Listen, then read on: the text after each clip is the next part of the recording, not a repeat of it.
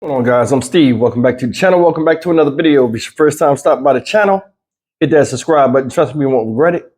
If you're a returning subscriber, as always, guys, welcome back, and I do appreciate the support.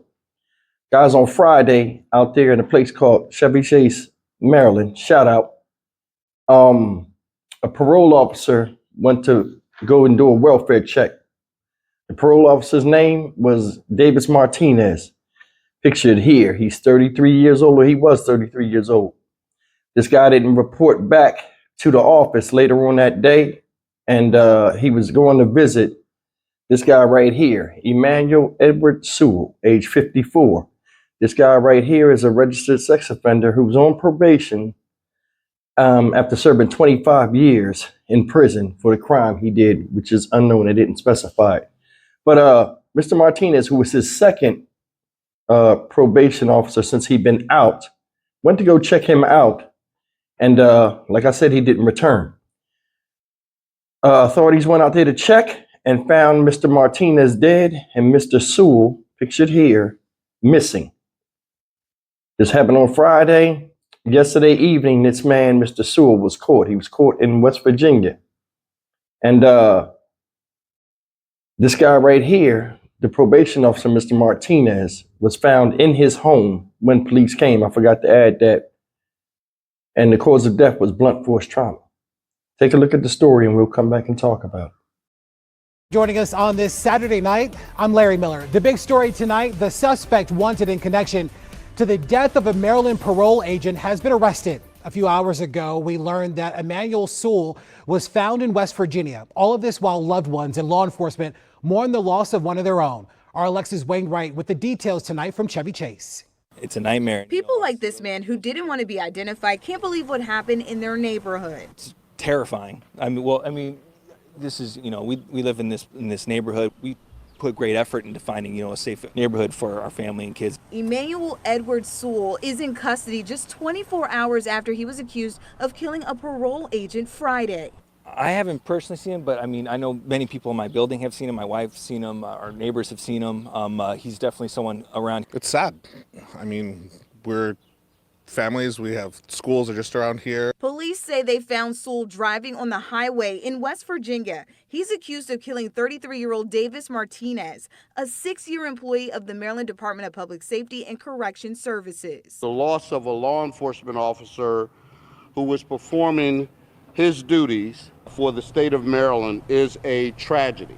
We've had many conversations about our agent, and things like professional, diligent, resilience are what we hear about Agent Martinez. Early Friday, Martinez performed a welfare check at Sewell's house on Terrace Drive in Chevy Chase. But when Martinez failed to report back to work after the call, investigators say more officers were deployed to the house. When they arrived, they found Martinez inside dead. It's still unclear how he died, but police noted blunt force trauma. The Secretary of Maryland Department of Safety and Correction Services says the two knew each other for quite some time. She added that Martinez was alone when he performed that welfare check. And it is typical that they go alone on those visits. Typically, they will assess the situation, assess the risk.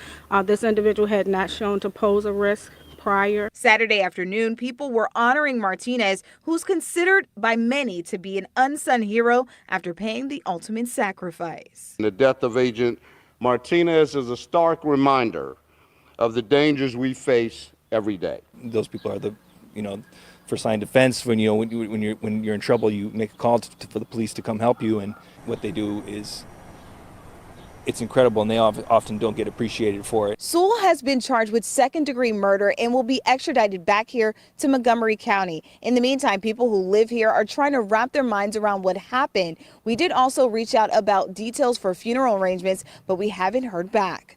Alexis Wainwright, WUSA 9. That's the story, and may Mr. Davis Martinez rest in peace. People are hailing him a hero for doing his job.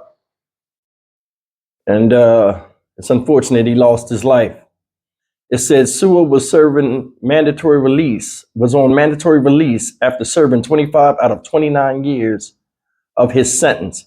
He was due to come off the conditions of his release in October 2025. Said Montgomery County officials said he had at least one other agent before having Martinez as his agent. Police informed the public that Sewell was likely driving a gray 2017 Hyundai Elantra with Maryland handicap plates 936-61HT, and that he may have had the agent's badge. He was considered armed and dangerous. Another thing this news article didn't really tell you is that the guy's gun was missing too. So badge and gun was missing. But anyway, U.S. Marshals Task Force officers conducted a traffic stop on I-64 and ultimately placed Sewell in custody. He is charged with second-degree murder. Now, this guy had a little bit of time to go. Said he was a registered sex offender. He was living in the building with other people. Some people say they knew him, seen him. Some people say they haven't seen him. Either way, man, this guy right here wound up beating somebody to death. Blunt force trauma. He beat somebody with an object, or he just stomped somebody out. But either way, man, guy was heading to, he was caught in West Virginia. I guess he was heading to the mountains. He had a little bit of time left for his probation. But I mean, sometimes, when you go to jail and you do certain things, regardless of the crime that he had, sometimes dealing with parole and probation and stuff like that can be an arduous task for people that are not settled in mind. Now, this could have been anything that set that off. Maybe they didn't like each other. Maybe, he was caught in violation of something. And the probation officer just came up and, caught him. Either way, man, you don't kill the damn person. If you're trying to, the object is to stay out of jail, not put yourself back in it. But sometimes people can have a crime, and I want to say this, people can have a crime where it's harder living out here in freedom because their freedom is restricted. Whether it's people knowing their business, whether them having to do a whole bunch of things just to live a normal life, like register in every state they move as a sex offender, or just being told no because of a crime they committed that they're released on, they feel as though they need to be forgiven, even though the crime was dangerous and still poses a threat, because you had a propensity of doing it again. Either way, man, something snapped in this man's mind for him to go and take the life of this guy and just say, you know what, I'm heading for the hills and shoot to West Virginia. Either way, it's unfortunate. Guy was doing his job. And in all fairness, the best way to not put yourself in a position like Mr. Sewell is to not put yourself in that position, do a crime or anything like that. Let me tell you something. When I got out of prison, man, I had to go and do all these different programs that had nothing to do with me. They just put you in a bunch of programs. And it was frustrating. But being out here is better than being in there. So if I got to give an hour of my day temporarily now, to do what I got to do to get back to some type of normalcy, I'll do it. But this guy right here was a registered sex offender.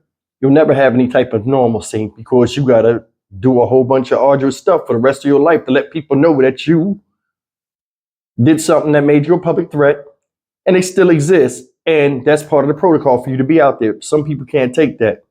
But either way, man, it's unfortunate for both of these gentlemen. I'm Stock Market Steve for the Dynamic Reason channel. As always, like, comment, share, and subscribe. If the guy took the guy's badge and he took the guy's gun, who knows what he could have did with that, and where he could have wound up, and how many more victims could have been, victims. I'll see you in the next video. Take care.